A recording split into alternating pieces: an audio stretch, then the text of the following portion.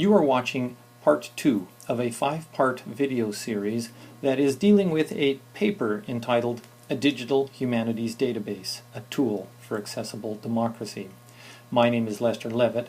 I am a PhD student in the School of Public Administration at Florida Atlantic University in Boca Raton, Florida. This paper deals with 5 topics: crowdsourcing and democracy, policymaking and agenda setting today, the global and organizational elite, the technology, democracy, and a new governing paradigm that can be brought about by that, and a practical application of what I have coined the MCIS systems. The icon in the top left corner of each series will tell you which series you're watching. As noted, this is part 2 on policymaking and agenda setting today. Policymaking and agenda setting in a world that favors lobbyists and global elite is a very difficult process if you have no money and no connections. The Citizens United ruling by the Supreme Court of the United States opened the doors for unlimited corporate spending in elections, and as a result, in the United States, special interest spending now outstrips individual spending 4-1 in the 2012 presidential election. What that means is that policy setting, the agenda setting process, is structured in a way that it favors disproportionately the wealthy. Kingdon talked about in 1984 a policy window that required 3 streams converge simultaneously before any new policy was adopted. The problem stream, obviously, is about what the problems in society are. The politics stream is about the political climate and what politicians are willing to take on, because politicians, let's face it, want to be reelected, and so they want to be seen as attached to successful policy proposals. So the policy proposal stream becomes critically important in what we are talking about today. One of the first things that we deal with when we're talking about policy proposals is zero-sum thinking. And zero-sum thinking is a narrative that is used by global elites and lobbyists in order to excite voters into thinking that if an undesirable element of society gains anything, then it was only achieved at the expense of others who lost something or had something stolen from them. The take our country back narrative in the United States and Islamophobia in the Christian Europe countries, or Western Europe, are classic examples of zero-sum thinking. Both imply that somebody has stolen something from the white heterosexual Christian male. Islam and Judaism both have similar extremist factions where this zero-sum thinking is used to divide and fragment society.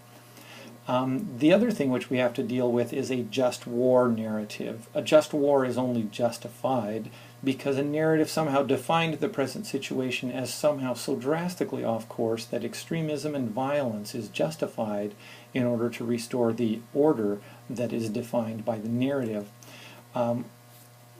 Devastating examples of a just war narrative would be the Timothy McVeigh bombing of the Alfred P. Murrah building in 1995 and the Anders Breivik extreme terrorist act in Norway, where he first bombed a major city and then went out and shot innumerable children and teenagers on the small Utøya island.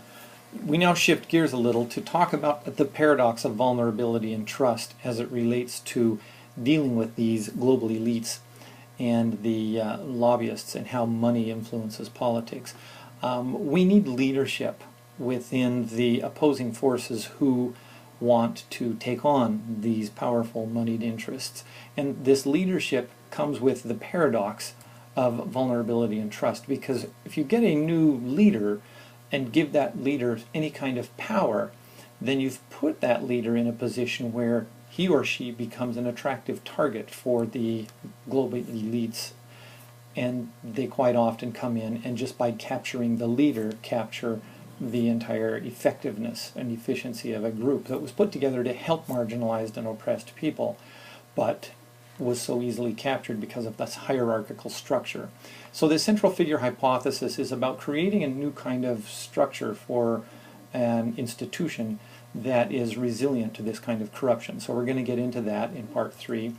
We're also going to get into the collective thought hypothesis, the idea of how we can bring together individuals so that they talk about consensus rather than talk about fragmentation and division and policies that are more dialectical. So what we're after here is an idea of bringing together the ideas of large numbers of people in a consensus-building institution. So the model you see in front of you now is an institutional model on the left side and an organizational model of how the community and the institution relate to each other on the right side. Presented another way with the view in the top left corner, the idea is to put together something that facilitates collaboration, and that's what this is about. So the collective thought hypothesis, presented another way, is about putting together small groups. Frederick Thayer in his book talked about an almost infinite number of linked groups as the ideal mechanism through which consensus-building organizations could exist.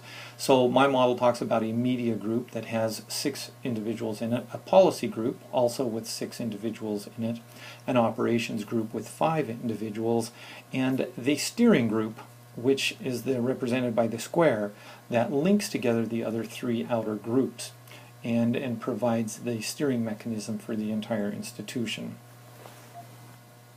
This brings us to the end of part 2.